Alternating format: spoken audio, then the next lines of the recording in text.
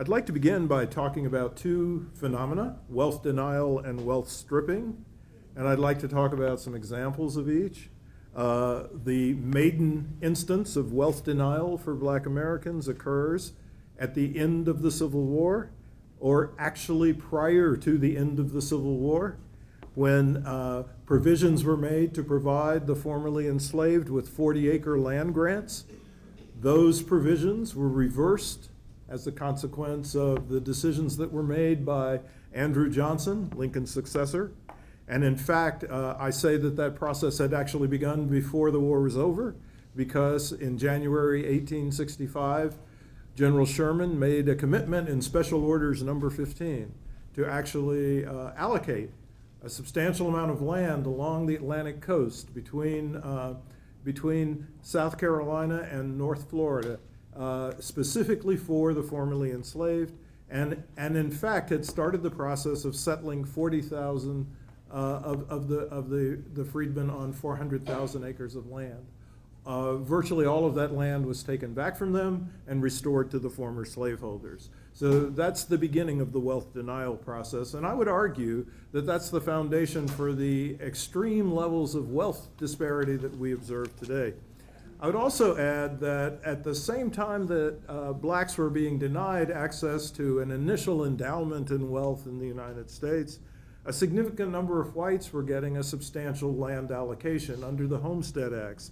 In fact, the Homestead Acts involved allocations of 160 acres of land rather than 40 acres of land, which were distributed not only to newly arrived European immigrants, but also to many landless white Southerners. So that's the wealth denial process. The wealth stripping process involves the process of appropriation and destruction of black property. So in the aftermath of the Civil War, Black Americans somehow managed to accumulate up to about 15 million acres of Southern land. This was the state of black property at about the beginning of the 20th century into the 1920s or so, and thereafter the amount of land owned by Black Americans drops to about 1 million acres as a consequence of white violence, seizure of the property, and the like. Wealth denial also proceeded in the 20th century with the phenomenon of restrictive covenants, redlining, and also something that we've only recently begun to pay significant attention to, which is the phenomenon of contract selling of homes, where essentially you think you're buying your home, but actually you're renting to own.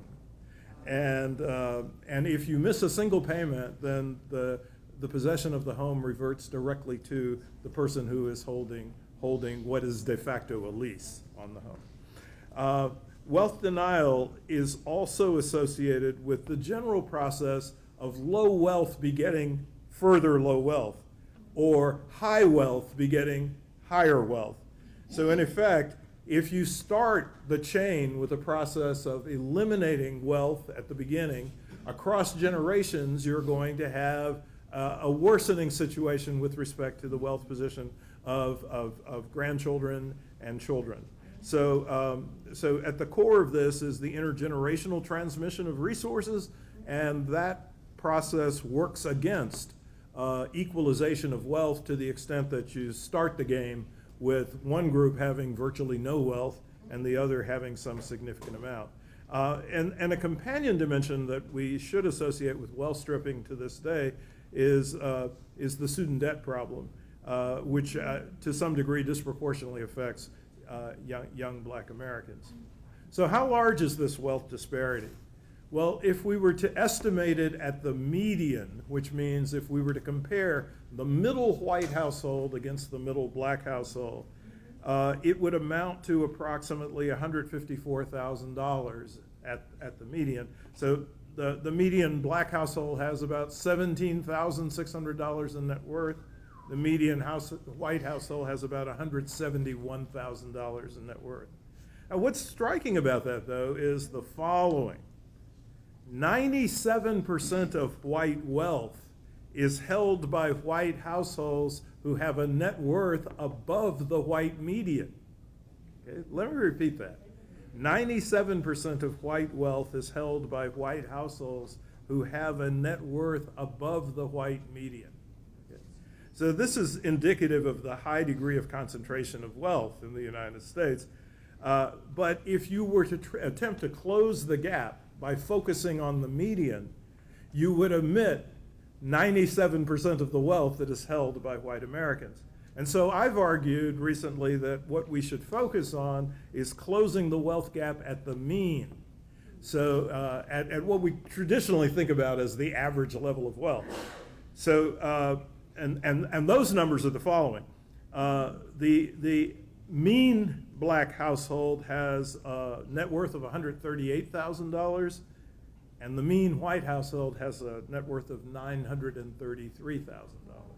So that's a differential of $800,000 approximately. And that's a very different target from trying to close a gap at about $150,000 to closing a gap at $800,000 per household. I'll come back in a moment to some other ways to think about this.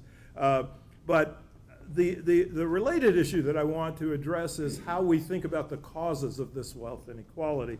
And I've already said that I think what's decisive is this intergenerational transmission mechanism.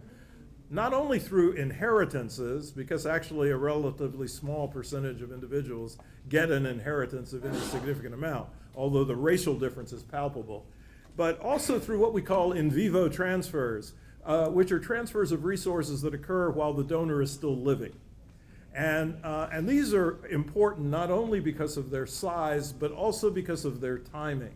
So for example, in vivo transfers make it possible for some parents to provide their offspring with a debt-free college education.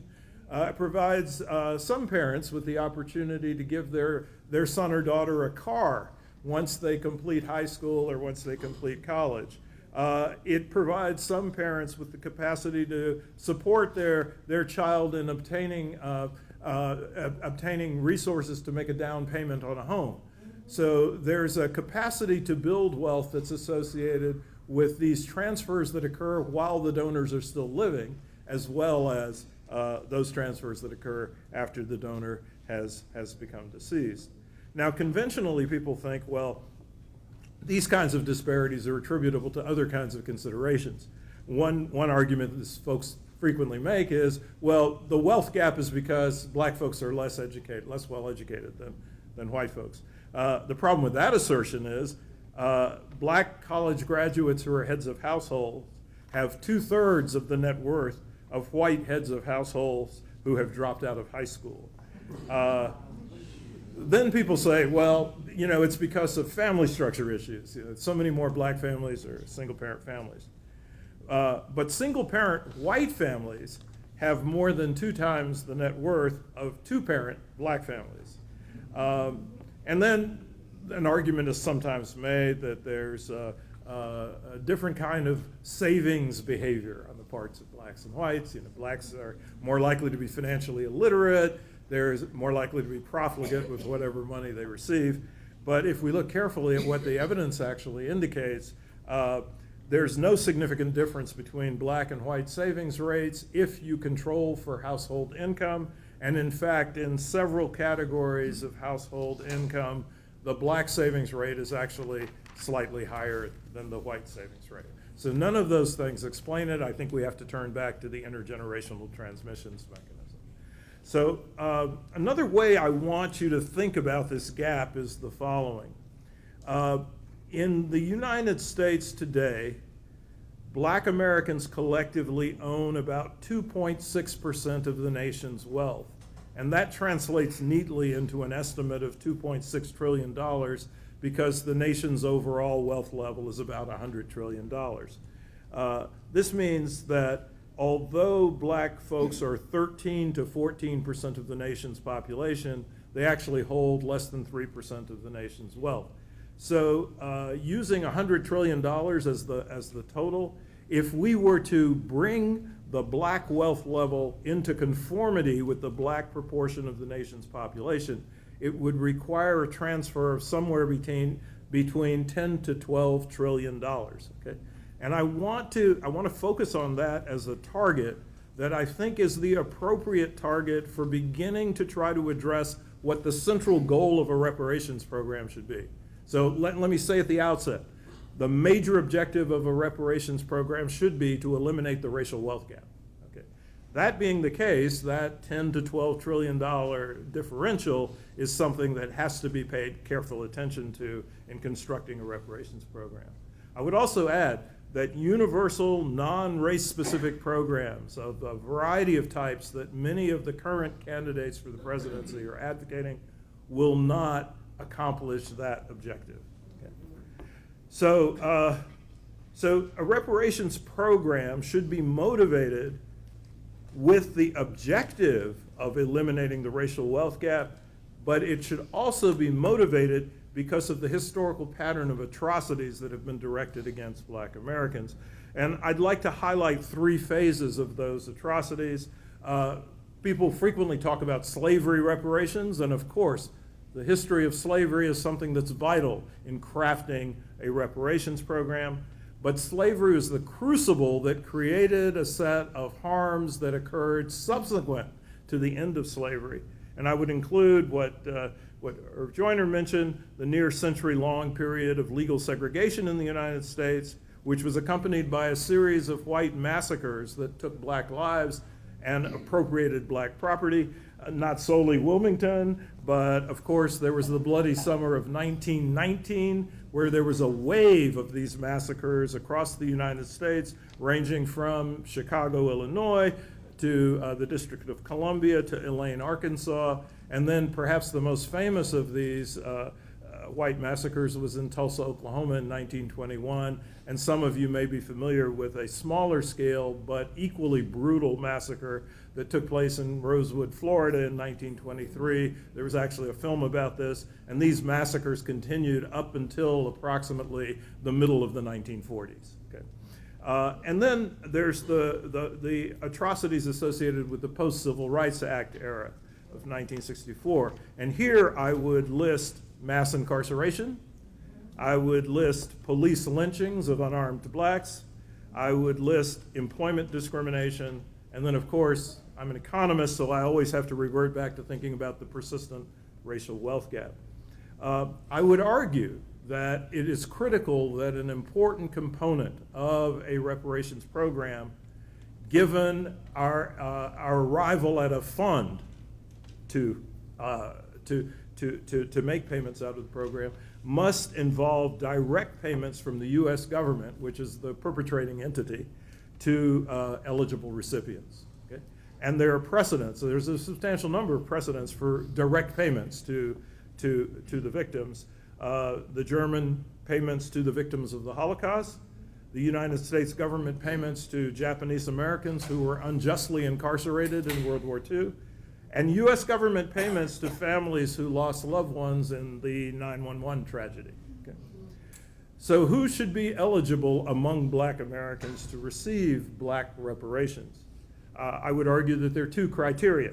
First, an individual would have to demonstrate that he or she had an ancestor who was enslaved in the United States.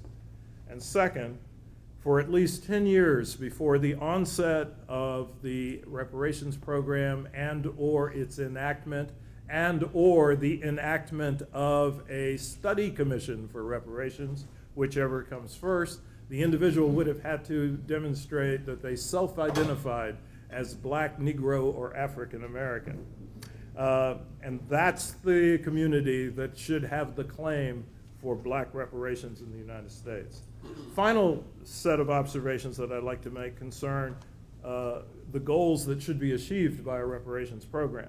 So the first is acknowledgement, which is essentially the receipt of an apology that's inclusive of a recognition of the harms that have been done to the victim population, but also the benefits that have been appropriated by the community that gained advantages from this historical process. Second is restitution, which is essentially redress for the harms in question, which is the substantive component of a reparations program. And finally is closure. Closure means that the victimized community and the perpetrator come to an acknowledgement or an agreement that the debt has been paid. And this means that the victimized community will make no further claims on the perpetrator unless a new wave of atrocities takes place. So those three objectives fall under the acronym ARC, A-R-C. You frequently probably heard the famous quote about how the arc of justice ultimately bends, or the arc of something bends towards justice. Yeah, well, so thank you. The moral universe, arc of the moral universe. Thank you. So if we're going to make the arc of the moral universe bend towards justice, we actually have to make it bend towards justice.